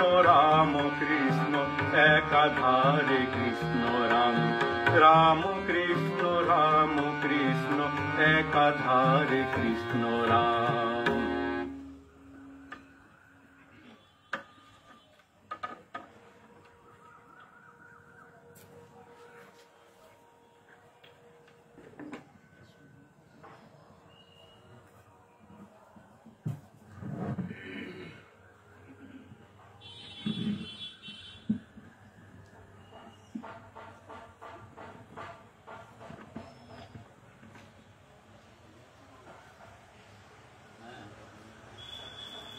ঠাকুর বড়ই পেট রোগা ছিলেন। শ্রীমা নহবতে আসিয়া ঠাকুরের ইচ্ছা মতো শুক্তা, ঝোল প্রভৃতি রাঁধিয়া দিতেন। মাসের মধ্যে যে 3 দিন উহা পারিতেন না, সে কয়দিন ঠাকুরের জন্য কালী মন্দির হইতে প্রসাদ আসিত। তাহা খাইলে ঠাকুরের অসুখ বাড়িত। তাই একদিন তিনি শ্রীমাকে বলিলেন, দেখো, তুমি এই 3 দিন রান্না না করাতে আমার অসুখটা বেড়েছে। তুমি ও কদিন কেন রাঁধলে না? শ্রীমা বলিলেন, মেয়েদের অসুচির 3 দিন তারা কাউকে রেঁধে দিতে পারে না। ঠাকুর বলিলেন, কে বললে পারে না? তুমি আমাকে দেবে, তাতে দোষ হবে না। বলো তো, অসুচি তোমার শরীরের কোন জিনিসটা? চামড়া না মাংস, না হাড়, না মজ্জা? দেখো, মনই সূচি অসুচি, বাইরে অসুচি বলে কিছু নেই। ইহার পর হইতে শ্রীমা প্রত্যহ রান্না করিয়া দিতেন। ঠাকুর সে রান্না খাইয়া তৃপ্ত হৃদয়ে একদিন বলিয়াছিলেন, দেখো তো, তোমার রান্না খেয়ে আমার শরীর কেমন ভালো আছে। শ্রীমায়ের সেবার আরেকটি বিবরণ ভক্তগণ তাহারই নিকট শুনিয়াছিলেন। একবার শ্রী শ্রী ঠাকুরের অসুখের সময় কুমারটুলির গঙ্গাপ্রসাদ সেনকে দেখানো হইল। কবিরাজ জল বন্ধ করিয়া ঔষধ সেবনের ব্যবস্থা করিলেন। শিশু প্রকৃতি ঠাকুর অমনি সকলকে জিজ্ঞাসা করিতে লাগিলেন, হ্যাঁ গা, জল না খেয়ে পারব? শ্রীমাকেও জিজ্ঞাসা করিলে তিনি বলিলেন, পারবে বই কি। ঠাকুর সাবধান করিয়া দিলেন, বেদানা পর্যন্ত জল মুছে দিতে হবে, দেখো যদি তোমরা পারো। শ্রীমা আশ্বাস দিলেন, তা মা কালী যেমন করবেন যথাসাধ্য তার ইচ্ছায় হবে। শেষে মন স্থির করিয়া জলপান ছাড়িয়া দিয়া তিনি ঔষধ খাইতে আরম্ভ করিলেন। শ্রীমা তাহাকে রোজ 3-4 সের শেষে 5-6 সের পর্যন্ত দুধ দিতেন। গাই দোয়াইবার যে লোকটি দুধ দিত সে শ্রীমাকে বেশি বেশি দুধ দিয়া যাইত, বলিত ওখানে দিলে কালীর ভোগ বেটারা বাড়ি নিয়ে যাবে, কাকে না কাকে খাওয়াবে, আর এখানে দিলে উনি খাবেন। তাই সে 5-6 সের পর্যন্ত দিয়া যাইত।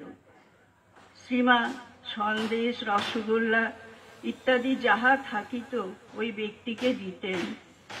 তখন ওই সকল জিনিস যথেষ্ট আসিত, তাই অভাব ছিল না।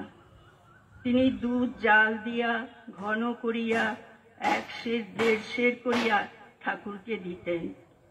ঠাকুর যখন জিজ্ঞাসা করিতেন কত দুধ, তখন তিনি ঘন দুধের কথাই মনে করিয়া বলিতেন কত আর, 1 সের 5 পো হবে।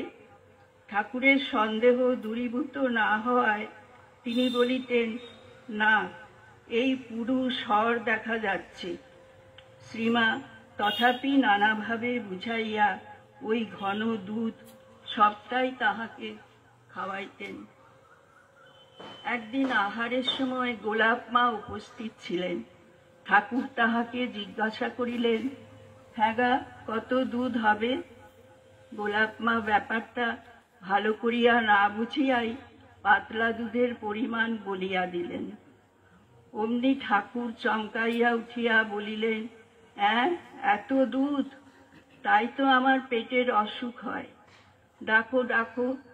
আহ্বান শুনিয়া শ্রীমা আসিতেই ঠাকুর প্রশ্ন করিলেন, কত দুধ?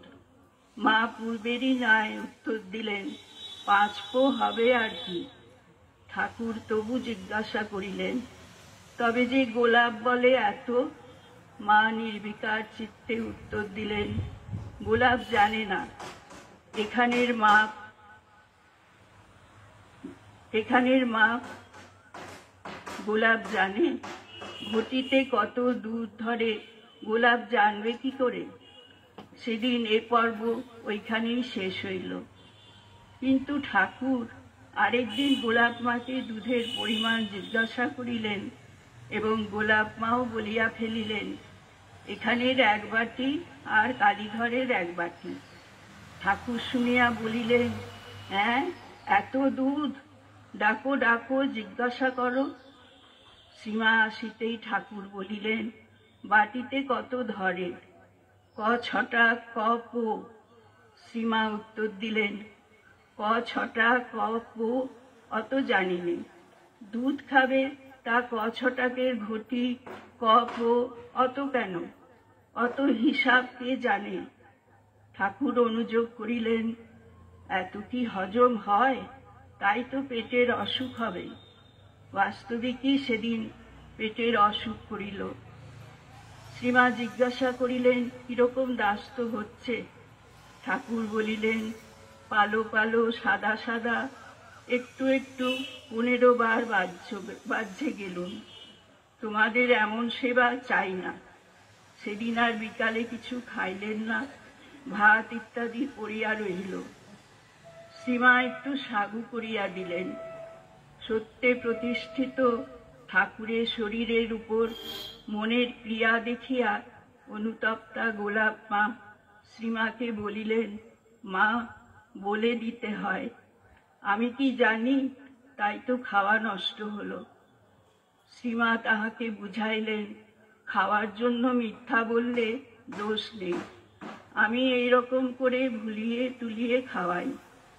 শ্রীমা মন ভুলানো কথাগুলির সত্যতার উপর দৃষ্টি না রাখিয়া সেবার উপরই দৃষ্টি রাখিয়াছিলেন।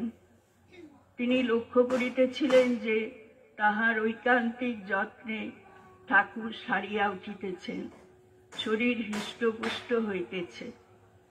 নমস্কার।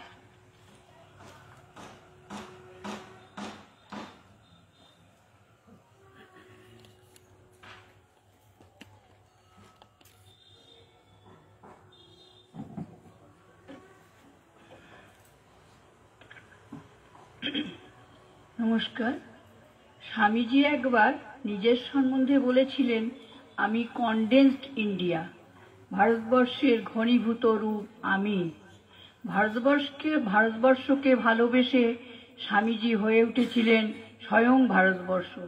সেই ভারতবর্ষকে গড়ে তুলতে দরকার ভারতীয় ধারা। আমাদেরকে আমাদের প্রকৃতি অনুযায়ী উন্নতির চেষ্টা করতে হবে। বৈদেশিক সংস্থাগুলি জোর করে আমাদের যে প্রণালীতে চালানোর চেষ্টা করছে সে অনুযায়ী করার চেষ্টা বৃথা। আমি অন্যান্য জাতির সামাজিক প্রথার নিন্দা করছি না, তাদের পক্ষে সেগুলো ভালো হলেও আমাদের পক্ষে ভালো নয়। তাদের পক্ষে যা অমৃত আমাদের পক্ষে তা বিষের মতো হতে পারে। প্রথমে এটাই বুঝতে হবে তাদের বর্তমান সমাজ ব্যবস্থা গড়ে উঠেছে ভিন্ন ধরনের বিজ্ঞান, ঐতিহ্য এবং পদ্ধতি অনুযায়ী। আমাদের পেছনে আবার আরেক ধরনের ঐতিহ্য এবং হাজার হাজার বছরের কর্ম রয়েছে। স্বভাবতই আমরা কেবল আমাদের প্রকৃতি অনুযায়ী আমাদের নিজস্ব খাতেই চলতে পারি এবং আমাদেরকে সেই রকমই করতে হবে। দেশ গড়বার পথিকৃতদের প্রতিও তিনি কিছু বলেছেন। দেশপ্রেমিক হও। যে জাতি অতীতকালে আমাদের জন্য এত বড় কাজ করেছে সেই জাতিকে প্রাণের সঙ্গে ভালোবাসো। হে বীর হৃদয় যুবকবৃন্দ, আর কিছুরই আবশ্যক নেই, আবশ্যক শুধু প্রেম, সরলতা ও সহিষ্ণুতা। জীবনের অর্থ বিস্তার, বিস্তার আর প্রেম একই কথা। সুতরাং প্রেমই জীবন, প্রেমই জীবনের একমাত্র গতি নিয়ামক। স্বার্থপরতার মৃত্যু, জীবন থাকতেও তা মৃত্যু, আর দেহাবসানেও এই স্বার্থপরতায় প্রকৃত মৃত্যু স্বরূপ। 90% জন নরপশুই মৃত, প্রেততুল্য। কারণ হে যুবকবৃন্দ, যার হৃদয়ে প্রেম নেই সে মৃত ছাড়া আর কি? হে যুবকবৃন্দ, দরিদ্র, অজ্ঞ ও নিপীড়িত মানুষের ব্যথা তোমরা প্রাণে প্রাণে অনুভব করো। সেই অনুভবের বেদনায় তোমাদের হৃদয় রুদ্ধ হোক, মস্তিষ্ক ঘুরতে থাকুক, তোমাদের পাগল হয়ে যাবার উপক্রম হোক। তখন গিয়ে ভগবানের পাদ ও পদ্মে তোমাদের অন্তরের বেদনা জানাও। তবেই তার কাছ থেকে শক্তি ও সাহায্য আসবে, অদম্য উৎসাহ, অনন্ত শক্তি আসবে। গত 10 বছর ধরে আমার মূল মন্ত্র ছিল এগিয়ে যাও। এখনো বলছি এগিয়ে যাও। যখন চতুর্দিকে অন্ধকার বই আর কিছুই দেখতে পাইনি তখনও বলেছি এগিয়ে যাও। এখন একটু একটু আলো দেখা যাচ্ছে, এখনো বলছি এগিয়ে যাও। বৎস, ভয় পেও না। উপরে তারকা খচিত অনন্ত আকাশমণ্ডলের দিকে সভয়ে দৃষ্টিতে চেয়ে মনে করো না তা তোমাকে পিষে ফেলবে। অপেক্ষা করো, দেখবে অল্পক্ষণের মধ্যেই দেখবে সব কিছু তোমার পদতলে। টাকায় কিছুই হয় না, নামেও হয় না, যশেও হয় না, বিদ্যায়ও কিছু হয় না, ভালোবাসায় সব হয়। চরিত্রই বাধা বিঘ্নের বজ্র দৃঢ় প্রাচীরের মধ্যে দিয়ে পথ করে নিতে পারে। বড় হতে গেলে কোনো জাতির বা ব্যক্তির 3টি জিনিসের দরকার। নমস্কার।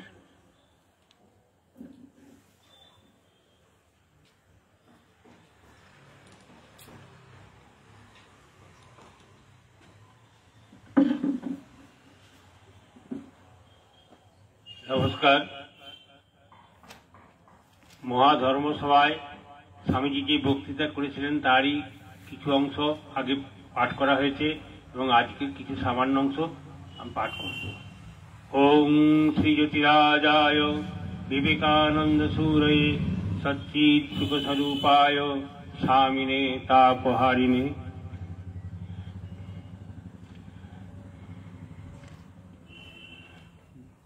বিবেকানন্দ বলছেন, আমি আন্তরিকভাবে আশা করি এই সম্মেলনের সম্মানে আজ সকালে যে ঘণ্টাধ্বনি হল তা যেন সমস্ত ধর্মোন্মত্ততা, তরবারি অথবা লেখনের সাহায্যে অনুষ্ঠিত সর্বপ্রকার অত্যাচারের মৃত্যু ঘণ্টা হয়। একই লক্ষ্যের দিকে এগিয়ে চলেছে যেসব মানুষ তাদের পরস্পরের মধ্যে সমস্ত অসৎভাবের সমাপ্তি ঘোষণা করুক এই ঘণ্টার ধ্বনি। বক্তৃতা শেষ হওয়ার সঙ্গে সঙ্গে আবার হর্ষধ্বনি হল। ধর্ম মহাসভার উদ্দেশ্যে ও আকাঙ্ক্ষার কথা তার মতো এমন স্পষ্টভাবে আর কেউ প্রকাশ করতে পারেননি।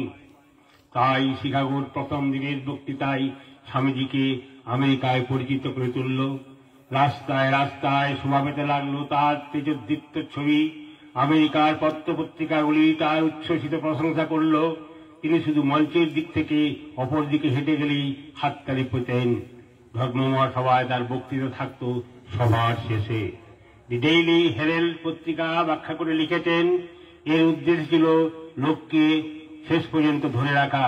কোন গরম দিনে নিরস বক্তার সুদীর্ঘ বক্তৃতার পরে যখন শত শত লোক সভাকক্ষ ত্যাগ করতে থাকত, তখন বিরাট শত্রুমণ্ডলীকে ধরে রাখার জন্য শুধু এইটুকু ঘোষণা করলেই যথেষ্ট হতো যে শেষ প্রার্থনার আগে বিবেকানন্দ সংক্ষেপে কিছু বলবেন। এমনি তার 15 মিনিটের বক্তৃতা শোনার জন্য তারা ঘন্টার পর ঘন্টা বসে থাকত। 11 এপ্রিল 1894। কিন্তু এত খ্যাতি, এত প্রশংসার মধ্যেও স্বামীজির মনে অনুক্ষণ জেগেছিল তার দেশবাসীর দুঃখ দুর্দশার কথা। প্রথম দিনের বক্তৃতার পর যখন তিনি রাত্রে শুতে গেলেন, হঠাৎ তার প্রাণ কেঁদে উঠল দেশবাসীর জন্য। ভারতের দুঃখ দারিদ্র্যের কথা ভেবে কোমল শয্যা তার গায়ে কাটার মতো বিনতে লাগলো। বিছানা ছেড়ে তিনি মাটিতে এসে শুলেন। চোখের জলে ভাসতে ভাসতে জগৎ জননীর উদ্দেশ্যে বলতে লাগলেন, মা, আমার দেশ যেখানে অবর্ণনীয় দারিদ্র্যে ডুবে রয়েছে, সেখানে মান যশের আকাঙ্ক্ষা কে করে? গরিব ভারতবাসী আমরা কি দুর্দশায় না এসে পৌঁছেছি? আমাদের দেশে লক্ষ লক্ষ মানুষ এক মুঠো অন্যের ভাবে মারা যায়, আর এদেশের লোকেরা ব্যক্তিগত সুখ স্বাচ্ছন্দ্যের জন্য লক্ষ লক্ষ টাকা খরচ করে। ভারতের জনসাধারণকে কে উঠাবে? কে তাদের মুখে অন্ন দেবে? মা, দেখিয়ে দাও আমি কি করে তাদের সেবা করতে পারি।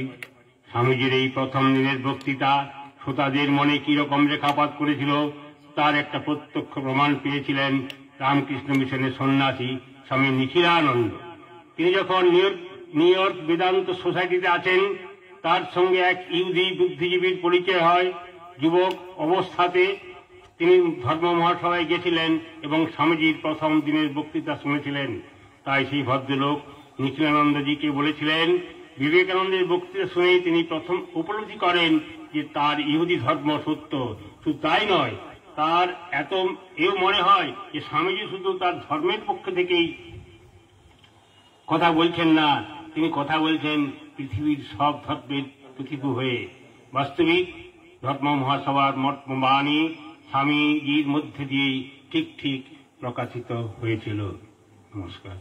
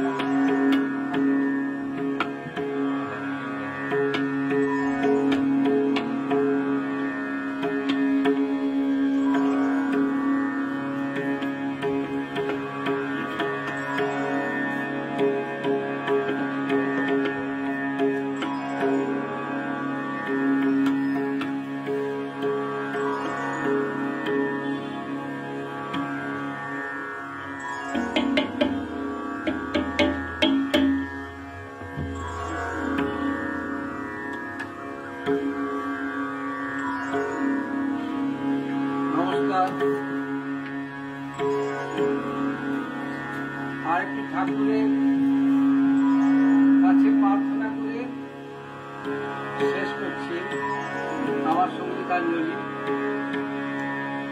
আমাদের মন যেন সবসময় ঠাকুরের শ্রীচরণে থাকে, তারই আকুতি আমরা প্রার্থনা করছি।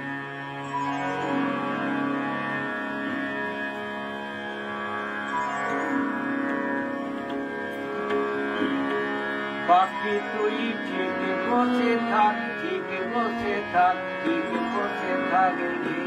রাম কৃষ্ণ নামের মাসুরে পাখি তুই ঠিক বসে থাক, ঠিক বসে থাক, ঠিক বসে থাক রে। রাম কৃষ্ণ নামের মাসুরে কতর বৃথায় উড়া নড়া চড়া, কতর বৃথায় উড়া নড়া চড়া, কতর বৃথায় উড়া নড়া চড়া, ফুল পাবি না ফুলে। পাখি তুই ঠিক বসে থাক, ঠিক বসে থাক, ঠিক বসে থাক রে। রাম কৃষ্ণ নামের মাসুরে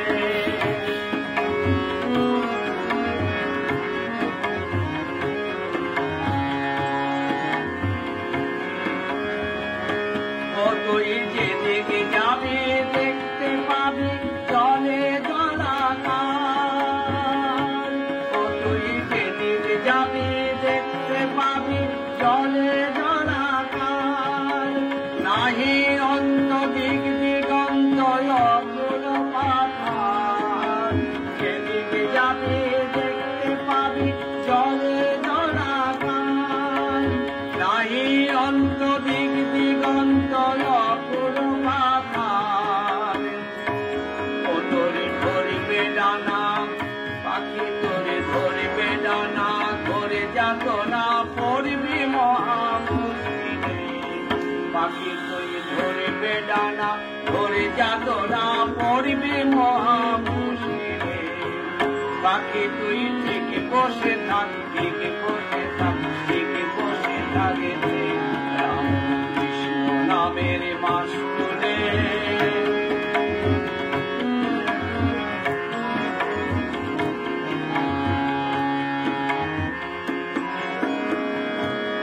সে অনন্ত অনন্ত ভাবে অন্তকে করে, সে অনন্ত অনন্ত ভাবে অন্তকে করে। প্রধান গ্রন্থ বেদ বেদান্ত গেল চুপে রে, সে অনন্ত অনন্ত ভাবে অন্তকে করে। প্রধান গ্রন্থ বেদ বেদান্ত গেল চুপে রে।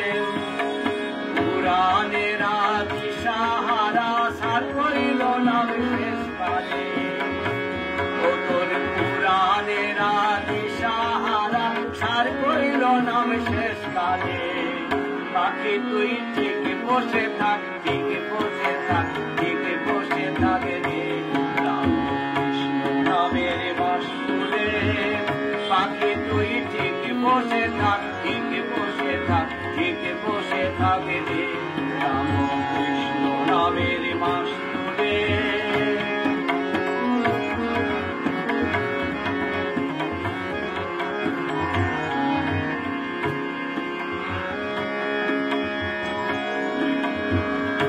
এদিকে অবিদ্যা মায়া, এদিকে অবিদ্যা মায়া পিশাচি করা। পাখি রে ও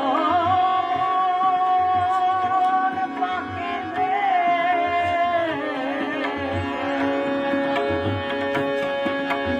এদিকে অবিদ্যা মায়া পিশাচি করা। পাপি আছে মন মোহিনী রূপ রসাদির জাল, এদিকে অবিদ্যা মায়া পিশাচি করা। পাপি আছে মন মোহিনী, পাপি আছে মন মোহিনী রূপ রসাদির জাল। পাখি ও তুই বলবি, ও তুই পড়বি ভাঙে মরবি কেঁদে প্রাণ হারাবি বেহারে। পাখি তুই মরবি ভাঙে, পাখি তুই পড়বি ভাঙে মরবি কেঁদে প্রাণ হারাবি বেহারে। পাখি তুই মাস্তুল ছেড়ে চলে এলি প্রাণ হারাবি বেহারে। পাখি তুই ঠিক বসে থাক, ঠিক বসে থাক, ঠিক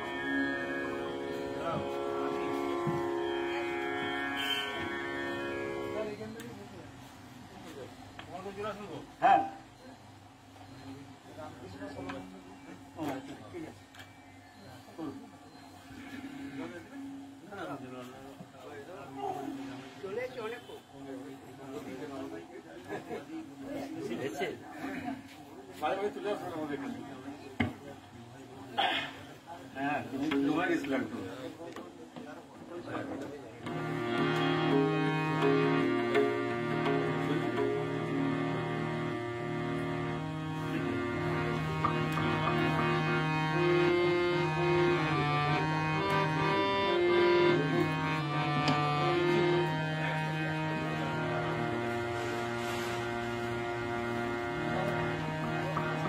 শুরু করে দিন, দেরি হয়ে যাবে। রাম কৃষ্ণ শরণম রাম কৃষ্ণ শরণম রাম কৃষ্ণ শরণম শরণে জয় জয় রাম কৃষ্ণ শরণম রাম কৃষ্ণ শরণম রাম কৃষ্ণ শরণম শরণে মা শারদা শরণম মা শারদা শরণম মা শারদা শরণম শরণে মা শারদা শরণম মা শারদা শরণম মা শারদা শরণম শরণে জয় জয় রাম কৃষ্ণ শরণম রাম কৃষ্ণ শরণম রাম কৃষ্ণ শরণম শরণে স্বামীজি শরণম স্বামীজি শরণম স্বামীজি শরণম শরণে স্বামীজি শরণম স্বামীজি শরণম স্বামীজি শরণম শরণে জয় জয় রাম কৃষ্ণ শরণম রাম কৃষ্ণ শরণম রাম কৃষ্ণ শরণম শরণে জয় জয় রাম কৃষ্ণ শরণম রাম কৃষ্ণ শরণম রাম কৃষ্ণ শরণম শরণে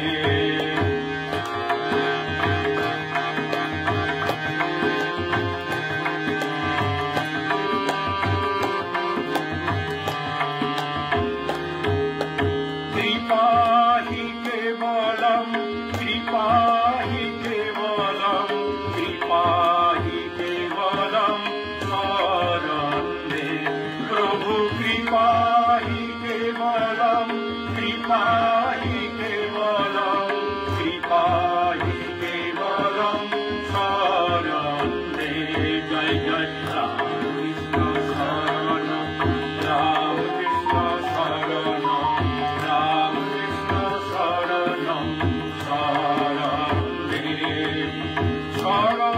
शरणागतहं शरणागतहं शरणागतहं शरणे प्रभु शरणागतहं शरणागतहं शरणागतहं शरणे जय जय राम कृष्ण शरणम राम कृष्ण शरणम राम कृष्ण शरणम शरणे जय जय राम कृष्ण शरणम राम कृष्ण शरणम राम कृष्ण शरणम शरणे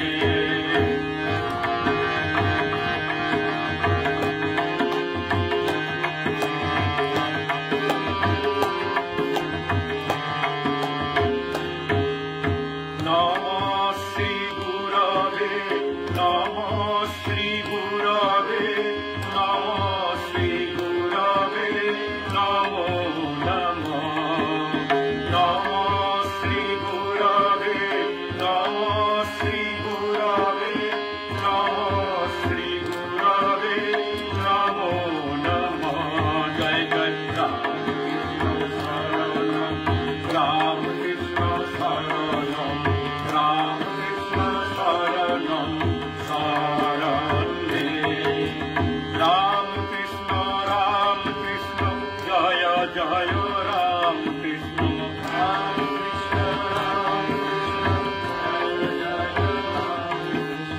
राम कृष्ण राम कृष्ण जय जय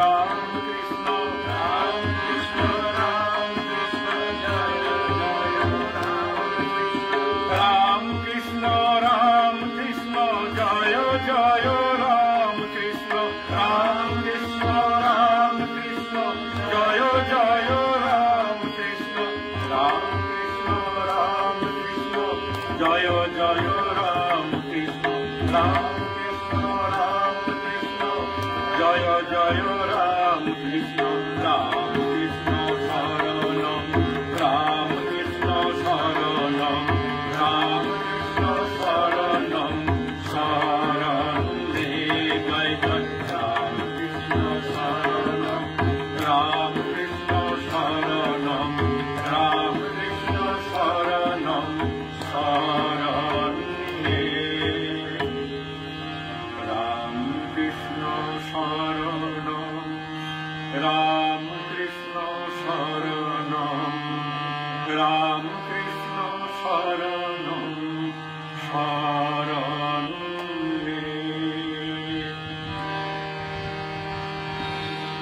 जय श्री गुरु महाराज जी की जय भगवान श्री राम कृष्ण देव की जय महामाई की जय स्वामी जी महाराज जी की जय श्री श्री मदन मोहन जी की जय मां मृण्मयी सर्वमंगला छिन्नमस्ता माई की जय भागवत भक्त भगवान की जय बाणेश्वर शिव जी की जय गंगा माई की